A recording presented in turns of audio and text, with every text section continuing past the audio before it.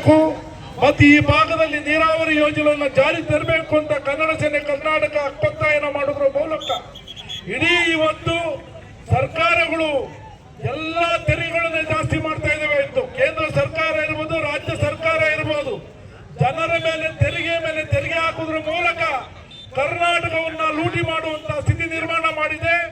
ಕೂಡಲೇ ಮುಂದಿನ ಚುನಾವಣೆಯಲ್ಲಿ ಕರ್ನಾಟಕದ ಜನತೆ ಜಾಗೃತರಾಗಬೇಕು. ಯಾವುದೇ ಸರ್ಕಾರ ಇರಲಿ, ಕಾಂಗ್ರೆಸ್ ಇರಲಿ, ಬಿಜೆಪಿ ಇರಲಿ, ದಳ ಇರಲಿ, ಇವತ್ತು ಕನ್ನಡಿಗರ ಕರ್ನಾಟಕದ ತೆರಿಗೆಗಳನ್ನು ಹಾಕುವುದರ ಮೂಲಕ ಕನ್ನಡಿಗರನ್ನ ಶೋಷಣೆ ಮಾಡುವಂತಹ ಸ್ಥಿತಿ ನಿರ್ಮಾಣ ಆಗಿದೆ.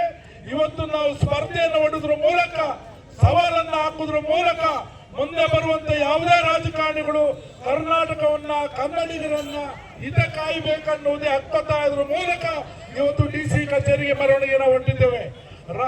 ರಾಜ್ಯದ ಎಲ್ಲಾ ಭಾಗಗಳಲ್ಲಿ ಕನ್ನಡ ಸೇನೆ ಕರ್ನಾಟಕ ಹೋರಾಟದ ಮೂಲಕ ಶಕ್ತಿಯನ್ನು ತುಂಬುವಂತ ಕೆಲಸವನ್ನು ಮಾಡ್ತಾ ಇದೆ. ನಮ್ಮ ಜೊತೆಯಲ್ಲಿ